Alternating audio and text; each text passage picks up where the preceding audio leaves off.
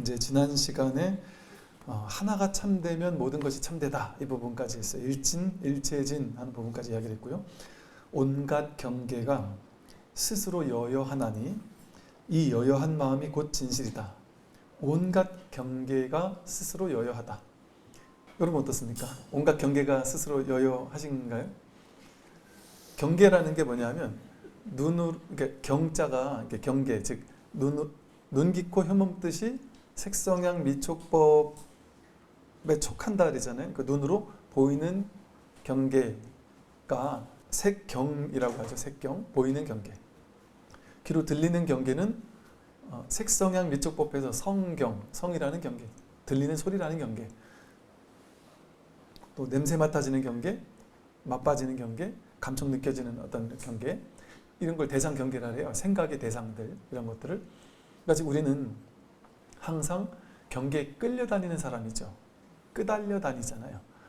보고 나서 좋은 거는 좋다 해야지 더 보고 싶고 집착하고 내 걸로 만들고 싶고, 또 꼴 보기 싫은 거는 쳐다보기 싫다, 내 인생에서 없애버려야 막 이러면서 없애려고 막 기를 쓰잖아요. 더 좋은 거 보고 싶고 싫은 건 보기 싫고, 또 좋은 소리 듣고 싶고, 좋은 경계, 좋은 소리는 취하고 싶고, 싫은 소리는 듣기 싫단 말이에요. 이렇게 취사간택한단 말이죠, 경계를. 그래서 경계에 끌려다녀요. 좋은 경계는 더 만들고 싶고, 싫은 경계는 없애버리고 싶은. 그래서 경계에 따라 휘둘리는 게 우리의 중생들의 삶이죠. 그런데 온갖 경계가 스스로 여여하다 그랬어요. 이 온갖 경계는 이것이 실제 있을 때, 이 세상의 모든 것들이 실제 있다고 여길 때는 그게 실제 있으니까 거기다 가로막혀서 거기에 휘둘리잖아요. 좋은 건 더 취하고 싶고 싫은 건 버리고 싶은 마음에 휘둘린단 말이죠. 근데 그것이, 그 온갖 경계가 실제가 아니라면, 진실하지 않은 것이라면,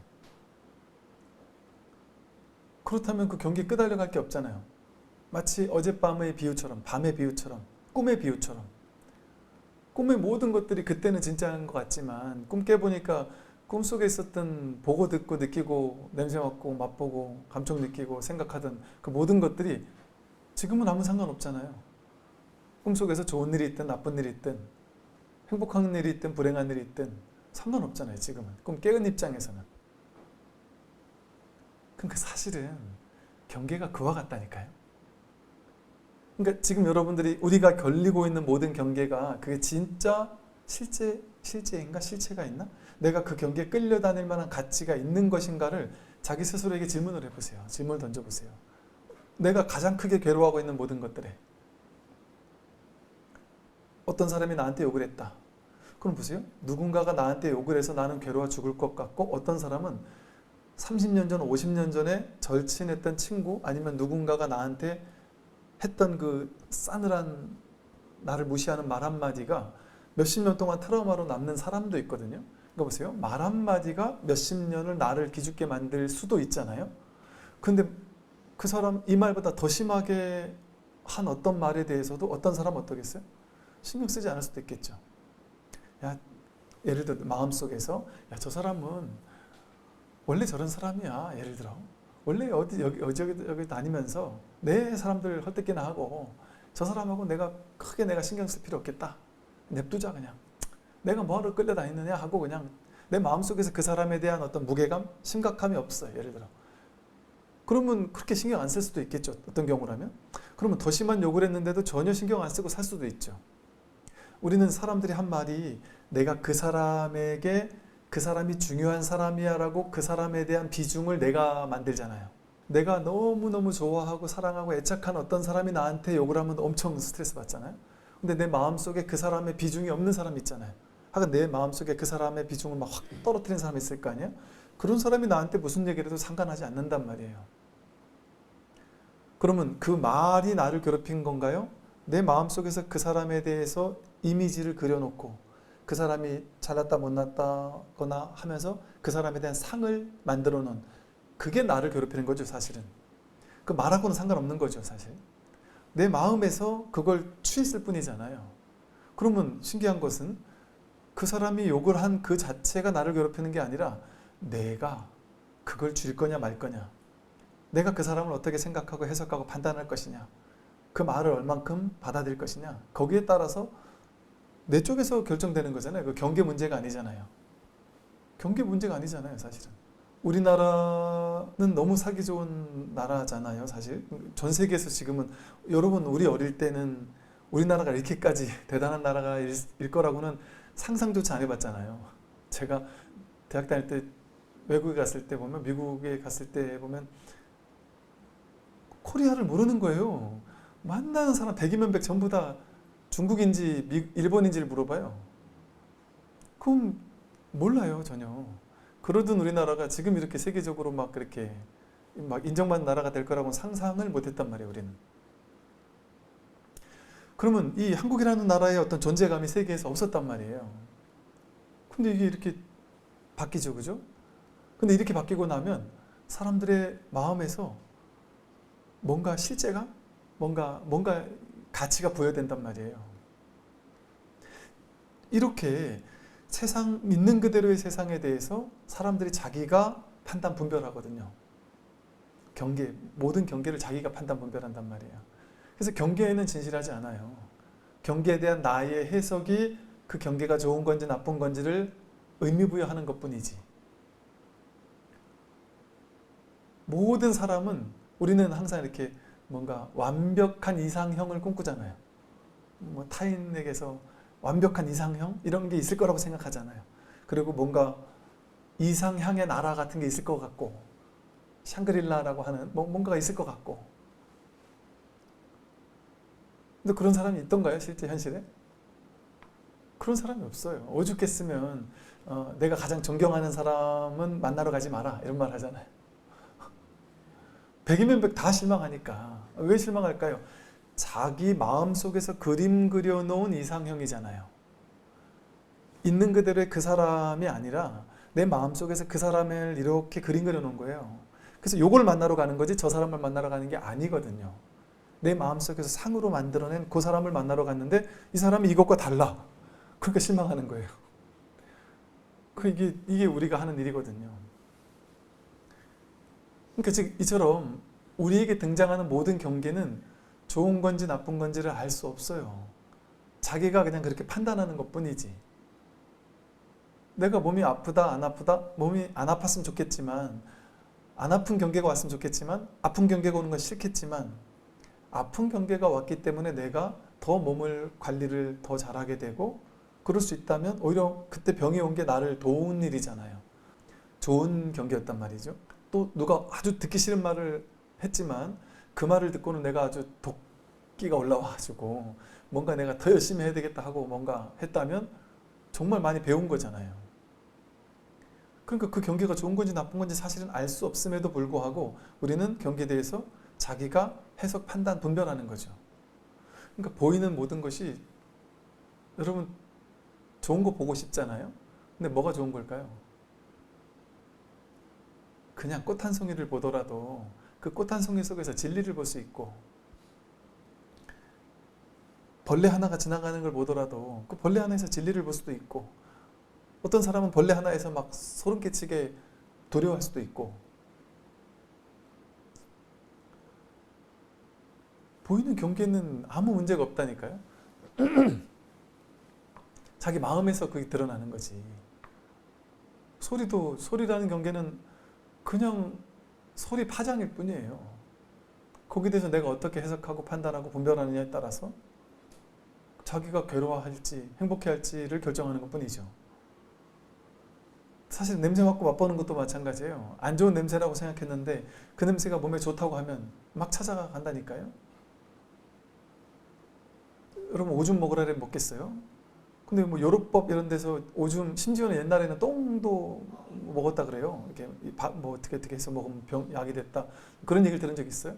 제가 대학 다닐 때, 그때 미국에 잠깐 갔을 때 돈도 없고 아무것도 없고 막 할 줄 아는 것도 아무것도 없는데 혼자서 여행하고 있는데 너무 심하게 감기가 왔는데 방법이 없는 거예요. 뭐 어떻게 해야 될지를 모르겠는 거예요.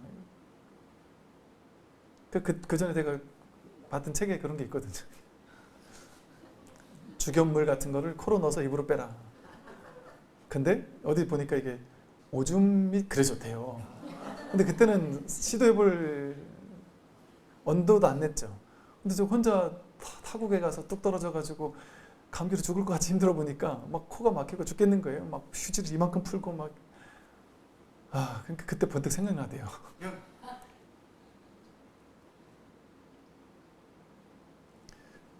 별 이상한 게 없더라고요. 그렇게 역하지 않더라고요.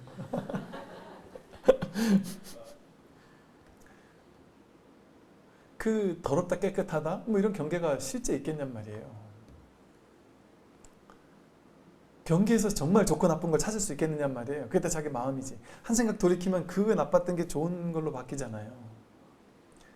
이제 군에 있을 때 보면 해병대나 뭐 일반 부대에서도 일반 부대 온 장병들 중에서 해병대 같은 부대가 다 있어요. 부대마다 막 아주 힘든 부대가 있어요.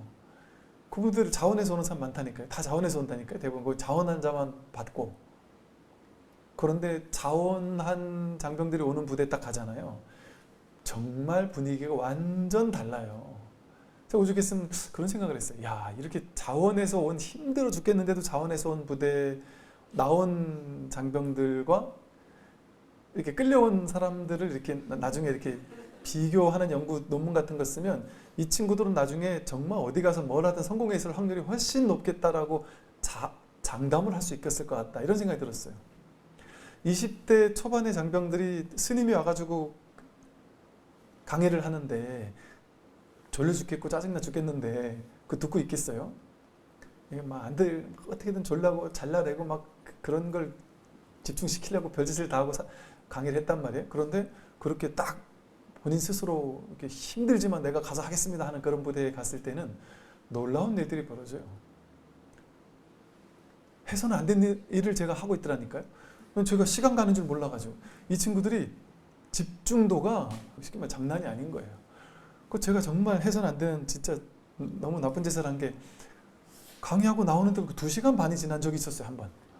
그때 제가 오면서 되게 반성을 했어요. 야, 이러면 아무리 집중을 잘해도 이러면 안 된다. 내가 진짜 반성을 했는데 깜짝 놀랐어요. 저도. 그러니까 그만큼 이렇게 막 집중도가 높아가지고 놀랐던 적이 있었거든요. 어떻게 그 자세가 다른데 그렇게 자세가 다를 수밖에 없단 말이죠. 이렇게 사실은 이 세상의 모든 경계는 이게 실체가 없거든요. 자기가 분별한 것 뿐이거든요. 이게 좋다 저게 나쁘다 이런 거. 그럼 그 힘든 부대는 나쁘다 아니에요. 모든 사람에게. 힘든 거 누가 하려고 그러겠어요. 여러분 뭐 힘든 일 맨날 하라면 하겠습니까? 안 해요. 그건 나쁜 거기 때문에. 근데 그게 무조건 정말 나쁜 걸까요? 그거를 찾아하는 사람이 있다니까요. 힘든 부대 일부러 길을 쓰고 제주 삼수 해가지고 해병대 가는 사람도 있다니까요. 너무 가고 싶어서. 히말라야 그 힘든 곳을 고산병 막 이겨가면서 그 힘든 곳을 몇 번이고 길을 쓰고 올라간 사람들이 있다니까요. 저도 그랬었고. 그러니까 경계 자체가 괴롭다고 해서 그게 모든 사람에게 괴로움인 것은 아니죠. 그걸 통해 그 괴로운 경계를 통해 뭔가 배우고 깨닫겠다는 사람들이 있고 그걸 일부러 찾아 나선 사람들도 있는 거란 말이에요. 근데 일부러 히말라야 산까지 올라가는 그 무거운 거 짊어지고 히말라야를 가려는 사람이 있잖아요. 그런데 또 대부분의 사람들은 야 아빠랑 뒷산에 오늘 등산 가자 다 싫어한단 말이에요. 회사 사장이 부장이 우리 직원 이번 주 야유에 산에 올라가자 이러면 다 짜증낸단 말이죠. 근데 어차피 가야 될 거라면 야 기쁜 마음으로 하자. 어차피 할 거라면 안 하면서 그런 말 할 거라면 뭐 끝까지 덤빌 거라면 상관없는데 그러지도 않을 거 어차피 할 것 같으면서 하면 마음만 바꾸면 그게 너무 놀랍고 좋은 쪽으로 바뀔 수 있잖아요. 그것처럼 사실은 우리가 아무리 힘든 거라 할지라도 한 마음 탁 돌이키고 나면 그게 힘든 건지 좋은 건지 나쁜 건지 우리는 판단할 수 없거든요. 분별은 옳다 그러다라고 할 수 없거든요. 그러니까 오직 모를 뿐이라는 게 진실이에요. 그런데 뭐가 진실이냐? 분별 너머의 정말 진실은 뭐냐? 현실이고 진실이에요. 자기가 거부할 수 없는 현실이 뭔가 찾아오잖아요. 그게 좋은 것이든 나쁜 것이든 어떤 현실이 찾아왔는데 이건 내 거부할 수 없다 싶을 때는 그게 진실이에요. 그럼 그 진실과 싸우려고 하면 괴로워요. 현실과 싸우려고 하면 괴로워요. 물론 한 번, 두 번, 세 번 부딪혀보는 건 좋다. 아니다 생각할 때는 아닌 것에 대해서 이렇게 반대하는 것도 좋죠. 부처님처럼 4번까지는 3번, 4번까지는 막 이렇게 해라 하고 내 생각을 딱 얘기할 수 있단 말이죠. 근데 그렇게도 해도 안 된다면 그거는 현실이란 말이에요. 그건 진실로서 왔단 말이에요.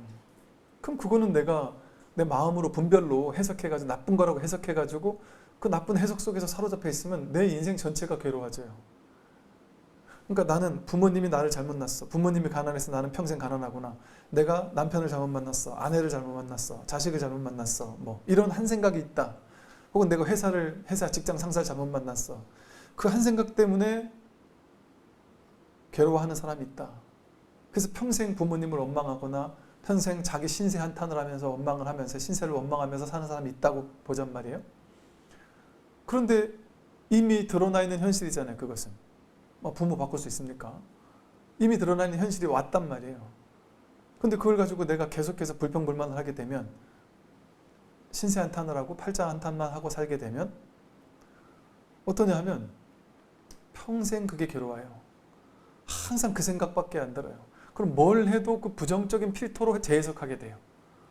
조금 좋은 일이 생겨도 긍정적으로 해석하는 사람이라면 와, 내 인생에 이런 좋은 일도 생기는구나 이러는데, 부정적인 사람은 좀 좋은 일이 생겨도 야, 내가 팔자가 더 좋았으면, 우리 부모님이 좀 더 빽이 있었으면 이것보다 더 큰 걸 누렸을 텐데, 그렇게 생각할 수 있다니까요.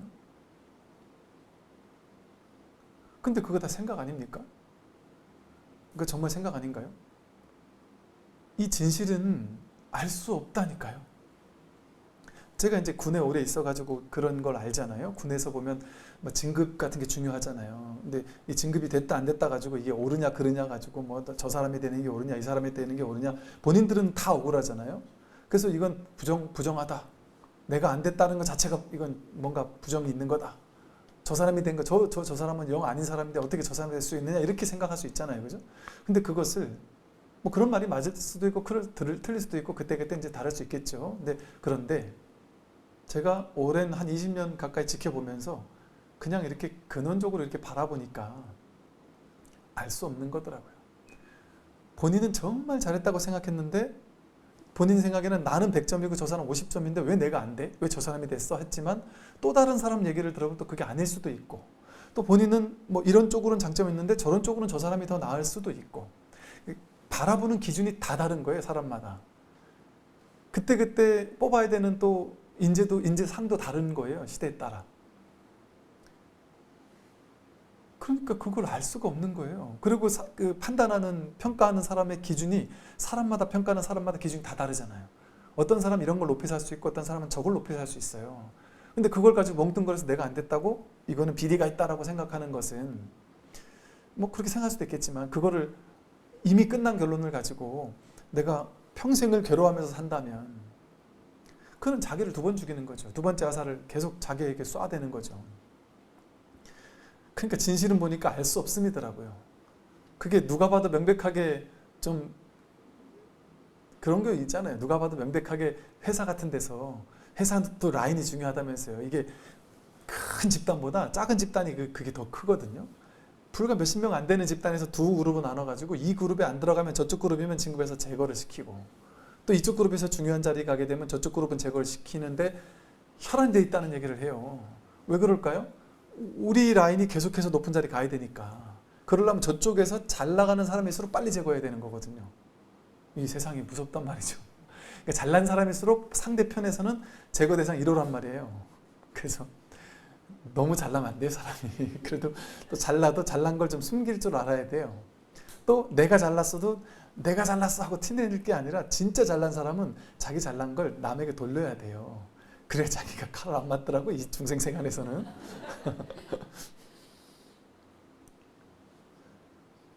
그러니까 그런 걸 봤을 때 이 세상에 그렇게 분별의 세계는, 이렇게 이 그룹 저 그룹 둘이 나눠가지고 싸우는 이런 분별의 세계에서는 진짜 잘난 사람, 이게 중요한 게 아니에요. 진짜 훌륭한 사람, 회사 이익되게 되는 사람을 뽑는 게 아니라니까요. 나에게 이익이 되느냐가 중요하지 회사에게 이익이 되느냐가 중요하지 않아요. 그게 분별의 세계의 특징이에요. 근데 우리 어차피 다 분별의 세계에 살고 있잖아요. 모든 사람이 자기가 깨닫지 못한 이상 분별의 세계를 안 사는 사람 있습니까? 그러면 50보 100보지. 자기도 그렇게 살지 않았을까요? 나는 뭐 정의로운 척하고 살지만 어느 쪽에서는 나도, 왜냐면 분별 아니면 우리가 살 수 없기 때문에 우린 전부 다 공범이라니까요, 사실은. 왜냐면 분별하는 자체가 바로 어떻게 우리에게 죄가 없다고 말할 수 있어요. 어떻게 우리에게 문제가 없다고 말할 수 있어요. 나는 정의롭고 저 사람은 정의롭지 못하다고 어떻게 말할 수 있어요. 물론 50% 100%일 수는 있지만, 점수 높고 낮을 수는 있지만 나도 그런 적이 있단 말이에요, 분명히. 나는 더 안 그러려고 애쓰며 살고 있지만, 그걸 제가 폄하하려는 건 아니지만, 그래서 세상은 어차피 그렇게 분별의 세계이기 때문에 분별의 세계에서는 분별의 기준을 가지고 사람을 선발하고 뽑고 그렇게 하거든요. 그리고 그런 것에 나도 혜택을 받았을 수도 있어요. 어쩌면 어릴 때. 저도 가만히 생각하면 야, 저런 건 정말 잘못된 거야. 저 뭐 친소관계라든지 말이지. 뭔가 막 같은 고향 사람이라고 해서 뭐 챙겨주고 그런 거에 막 제가 막 정말 좀 그런 걸 보고 정말 꼴불견이었거든요. 정말 정말 저런 일 하면 안 된다 막 이랬거든요. 저는 충청도 저기 시골의 촌놈이다 보니까 이 바깥으로 나와 보니까 충청도 그 꼴짝에 사는 사람 아무도 없는 거예요. 우리 친소관계 사람이 아무도 없더라고요. 그래가지고 늘 이렇게 야, 참 대표는 없구나. 내가 메이저가 아니라서 이렇구나. 나도 서울 사람이라 써야 되는데 이게 시골에 있으니까 이 시골에는 뭐 끌어주는 사람도 없고 아무것도 없구나. 저렇게 끌고 땡기고 하는 사람들 나쁜 놈들이야 이렇게 생각했단 말이에요, 옛날에. 그럴 때도 있었단 말이죠. 그런데 제가 어딘가 어떤 단체를 한번 딱 갔는데 거기 제일 힘 있는 분이 직속 선배인 거예요. 그러다 보니까 막 저를 너무 이뻐하는 거죠, 옛날에. 거기서 막 사랑을 받았단 말이죠. 그러면서 가만히 생각해보니까 나도 또 이럴 때도 있구나, 살다 보니까.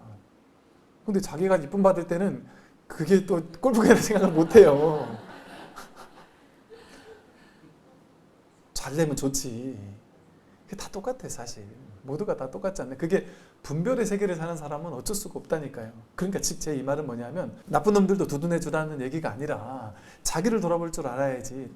저 사람들이 분별해서 이렇게 좀 어리석은 짓을 한다고 해서 무조건적으로 욕하고 나만 잘났다 이럴 수 있느냔 말이에요. 그 상대방을 분별하던 화살을 자기에게 한번 대입해보면 자기는 그러고 살지 않았느냐 하면 우리 누구나 떳떳하지 못해요. 왜 분별의 세계 자체가 그런 뭐랄까 좀 불평등이랄까 그런 걸 기반으로 깔고 있기 때문에. 그래서 그 사실을 안다면 세상을 좀 이렇게 자비로운 눈빛으로 세상 모든 사람이 좀 실수하고 잘못하고 좀 그런 게 있더라도 좀 기다려주고 지켜봐주고 바라봐주어서 그 사람들도 시간이 지나면서 점점 깨달을 수 있지 않을까요? 왜냐하면 그걸 바라봐주지 못하고 그냥 옳은 건 옳은 거 틀린 건 틀린 거 해서 딱 양단을 내려가지고 나쁜 놈은 응징해야 되고 이렇게만 한다면 살아남을 사람이 있을까요? 없습니다. 그래서요, 사실은 경계 자체의 진실을 본다면 이 세상의 모든 경계는 사실은 고정된 어떤 실체적 경계가 정해져 있는 게 없어요. 자기 분별 판단에 의해서 이게 좋다 저게 좋다고 해석하는 자기에게 해석된 세계인 거예요. 그럼 해석된 세계는 진실하지 않아요. 내가 아무리 올바르게 판단했을지라도 진실하지 않을 수 있어요. 그래서 해석된 세계를 내려놓고 분별된 세계, 판단 분별한 세계를 내려놓고 있는 그대로를 있는 그대로 보게 된다면 어떤 경계도 다 있는 그대로일 뿐이에요. 봄, 여름, 가을, 겨울 중에 좋아하는 계절이 있잖아요. 근데 사실은 그게 좋고 나쁜 게 아니죠. 자기 분별일 뿐이지. 사실은 봄도 필요하고 여름, 가을, 겨울 다 필요하죠. 밤과 낮 중에 나는 밤이 싫어할지 모르지만 낮과 밤이 똑같이 필요하고요. 비 오는 날이 싫어하겠지만 비는 반드시 필요하죠. 내 인생에 절망하는 날이 있어야 되고요. 반대로 성공하는 날도 있단 말이에요. 그 주춤할 때가 있어야지 성공할 때도 있단 말이죠. 들숨과 날숨이 교차하는 것처럼. 그것은 내 생각, 해석, 판단을 따라가면 좋은 거 나쁜 거지만 사실은 있는 그대로죠. 해석할 수 없는. 그래서 진실 그대로 보면, 정견에서 보면 있는 그대로예요. 아무 문제가 없어요. 세상은 하나도 문제가 없어요. 근데 자기가 해석된 세상으로 분별해서 바라보면 세상은 좋은 거 있고 나쁜 거 있어요. 좋은 건 더 가져야 되고 싫은 건 없애버려야 돼요. 그건 분별망상의 세계란 말이에요. 그것은. 근데 진실을 있는 그대로 보면 그냥 있는 그대로일 뿐이에요. 좋고 나쁜 게 없어요. 제가 자연 풀 이런 것들을 한때 막 꽂혀가지고 공부를 해보니까 세상의 모든 풀은 잡초라는 게 없어요. 전부 다 저마다 이름이 있고 저마다의 뭐 그것도 인간이 만든 거지만 효능이라는 게 있고 다 사람에게도 도움이 돼요. 근데 그것도 그러면 도움 되고 도움 안 되는 그래 좀 더 되는 게 있지 않을까요? 그걸 알 수가 없다니까요. 머리로 연구해 놓은 거 가지고는 알 수가 없어요. 그러니까 그래서 뭐만 있느냐 하면 더 많이 인간에게 더 많이 연구된 풀들과 연구 안 된 풀들이 있을 뿐이에요. 근데 그것 또한 인간을 기준으로 연구한 거잖아요. 그 인간에게는 필요하지 않더라도 자연에 반드시 필요한 게 있을 수 있잖아요. 인간에게는 좀 해가 되더라도 자연에게 반드시 필요한 게 있을 수 있잖아요. 그게 없으면 안 되는. 그러니 사실은 자연 만물 전체를 인간의 필요에 의해서 이건 좋은 건충, 익충이고 뭐 해충이고 이렇게 판단한다든지 좋은 나무, 나쁜 나무 이걸 판단을 하는 건 인간의 어리석음이잖아요. 어떻게 세상을 그렇게 할 수 있겠어요? 이게 전부 다 평등하게 마음이 만들어낸 건데 신이 창조한 거란 말이에요. 다 마음 바탕 위에서 드러난 건데 거기 어떤 판단, 평가가 있어요. 그런 게 없습니다. 이 세상의 모든 경계는 좋고 나쁜 게 없어요. 한쪽으로는 이런 측면에서는 나쁘지만 저런 측면에서는 좋은 거지. 우리도 이런 모든 나쁜 것들이 이 측면에서는 나쁜데 또 좋은 측면이 있잖아요. 그것이.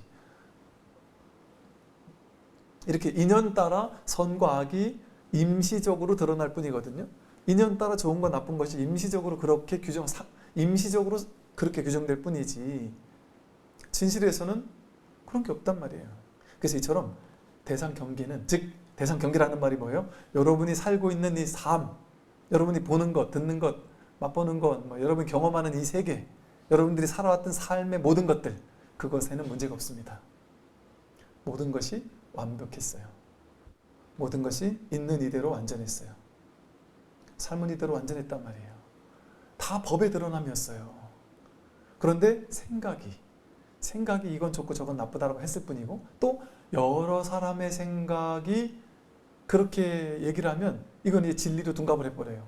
실체인 걸로 둔갑을 해버려서 여러 사람, 심지어 유력했던 여러 사람이 그렇다라고 인정하거나 심지어 유력한 대학교에 있는 유력한 교수가 연구를 해서 논문을 여러 개 썼거나 그러면 그건 이제 인가를 받아버려요. 대중의 인가를 받아요. 인증을 받아요. 대중의 인증을 받는다는 게 무슨 말인지 아세요? 모든 사람이 그 하나의 분별심을 실체라고 인정한다는 뜻이에요. 실체라고 인정하고 그걸 믿고 따르고 그거는 실제야. 나머진 가짜야. 이렇게 인정을 한다는 얘기거든요. 사실은 그게 가장 어리석은 거고 무서운 일이죠. 그건 어리석은 일이죠. 사실은 이 법의 입장에서 본다면 그걸 안 할 수는 없지만 그런 줄 알고 그걸 활용해 쓰면 좋죠. 그게 머무는 법 없이 마음을 내는 거거든요. 연구는 연구대로 하고 그걸 통해서 과학기술 발전하고 다 좋단 말이에요. 그러나 그것만이 절대 진실이라는 그런 어떤 어리석은 고집된 집착은 하지 않으면 그걸 마음껏 써먹되 거기 사로잡히진 않을 수 있죠. 이처럼 이 세상이라는 곳은 맞다 틀리다 옳다 그르다 좋다 나쁘다 품위가 있다 없다 명품이다 가짜다라는 것을 사람들의 기준을 가지고 규정해놨어요. 그러니까 그 기준이 다르면 가치가 달라진단 말이에요. 모든 가치가 이와 같아요. 사람들이 그냥 여럿이서 이렇게 짠 거예요. 그리고 그 기준을 정하는 사람들을 우리끼리 짠 거예요. 뭐 예를 박사 학위 뭐 이런 거 있잖아요. 무슨 자격증 뭐 이런 거 가지고 딱 짜놓고 그 사람들이 이렇다라고 하면 그건 인정하자. 다 같이 인정하자. 그렇게 얘기했단 말이에요. 그러다 보니까 우리가 그 자격증 가진 사람이 인정한 것, 논문에서 그렇다고 한 것, 그것에 대해서는 실체적으로 그렇다고 믿기 시작해요. 실체적으로 믿기 시작해요. 실체성을 부여받는다니까요, 거기서. 근데 그 어떤 자격증을 가진 사람이라 할지라도 그게 진짜 자격이 있냔 말이에요. 그건 분별이잖아요, 그거는. 아무리 똑똑한 것도 전부 다 분별 속이라니까요. 꿈속에서 박사님이 뭐 엄청난 연구를 했어요. 꿈 깨고 나면 그 박사님이 나라니까요. 그 박사님이 연구한 거랑 내가 생각한 게 다르지 않다니까요. 꿈속의 일이지 똑같은 일이지. 다 분별의 일이란 말이에요. 이처럼 분별의 일이라는 것은 허망하단 말이에요. 진실이 아니에요. 근데 그걸 우린 진실이라고 생각하니까 경계에 끌려다니는 거예요. 좋은 거는 집착하고 싫은 거는 거부하면서, 좋은 걸 못 가지면 괴롭고 싫은 게 자꾸 나에게 찾아오면 또 괴롭고.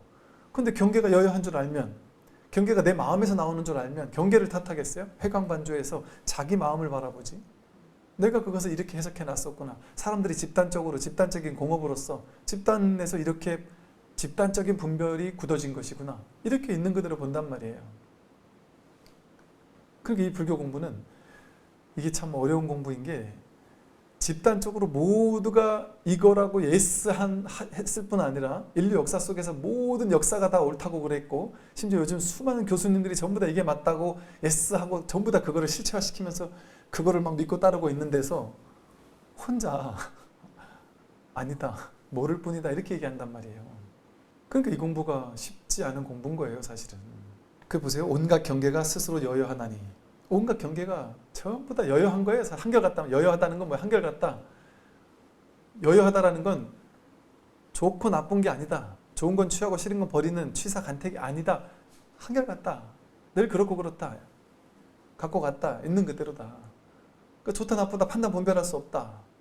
그 있는 그대로 보았을 때 그건 아무 문제가 없단 말이에요. 그러니까 다 통하죠. 모든 것에. 자기 삶이 막 스트레스 받을 일이 없죠. 괴로울 일이 없죠. 여여하니까. 항상 여여하니까. 여여하나니 이 여여한 마음이고 진실이다. 진실은 이 여여한 마음이라니까요. 어디 막 휘둘리고 좋고 싫고 집착하고 취하고 버리고 이러는 게 아니에요. 진실은 늘 한결같죠. 그러면서도 현실에서는 취할 거 취하고 버릴 건 버린다. 그러나 취하더라도 막 호들갑 떨 것도 없고, 버리더라도 안 버려지더라도 괴로울 것도 없다. 취사간택을 다 쓰면서도 취사간택에 걸리지 않는 거예요. 그게 여여함입니다. 만약 이와 같이 본다면 이것이 곧 위없는 깨달음의 자성이다. 이게 바로 위없는 깨달음의 자성입니다. 이와 같이 볼 수 있다면, 일체 모든 경계를 전부 다 여여하게 볼 수 있다면, 분별하지 않고 있는 그대로 정견해서 바라볼 수 있다면, 그게 바로 깨달음의 성품이에요. 그러니까 드러난 모든 것이 이 여여한 성품이에요.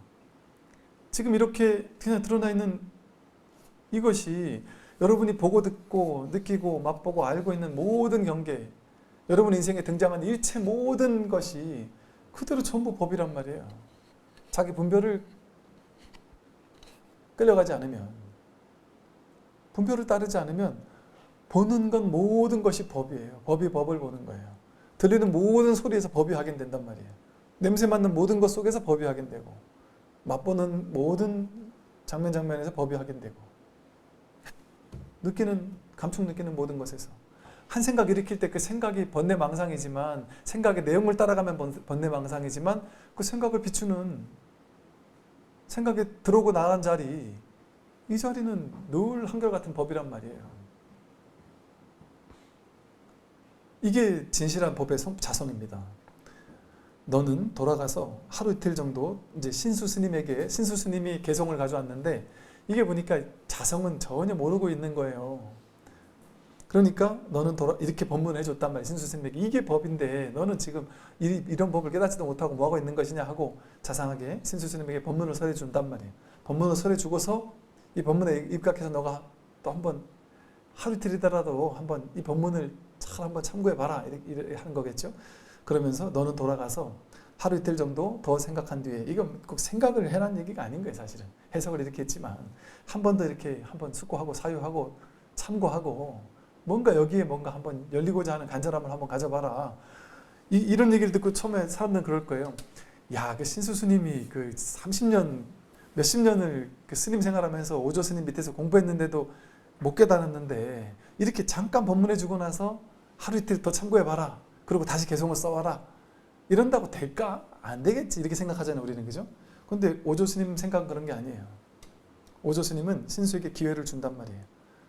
이렇게 법문을 자상하게 법문해 주고 너가 깨달아야 된다. 근데 30년 동안 어영부영 공부했던 사람이 당장 내가 법을 물려주겠다 했을 때, 이게 이제 어찌 보면 법을 물려받고자 하는 욕망이잖아요. 어찌 보면 내가 법을 물려받고자 하는 욕망이지만, 이 세간적인 마음이지만 그게 하나의 동력이 될 수 있어요. 자기를 간절하게 확 만들어주는 동력이 될 수 있단 말이에요.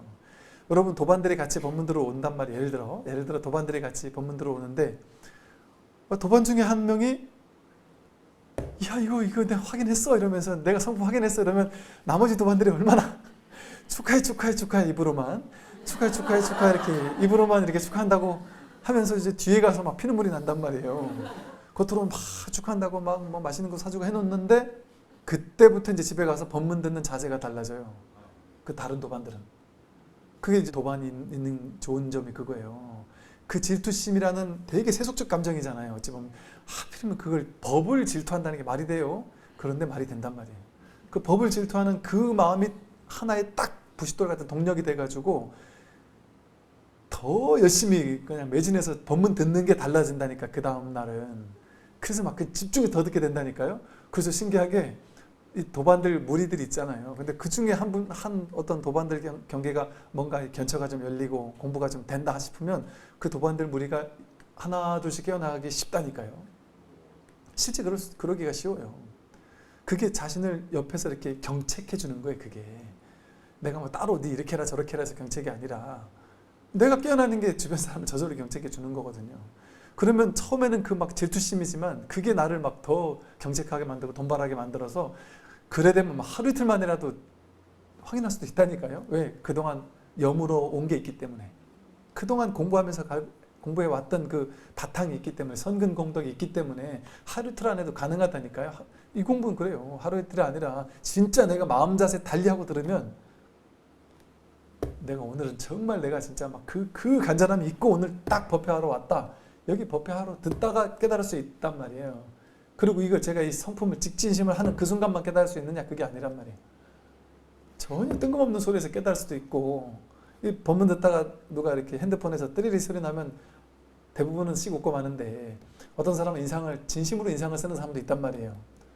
그런데 그 인상을 쓸 이유가 아닌 게 법문 듣다가 뭔가 막 확 막혀 있는데 저쪽에서 뜨리리 하고 핸드폰 소리 나는 거 그 소리 듣고 자기 본성을 확인할 수도 있단 말이에요.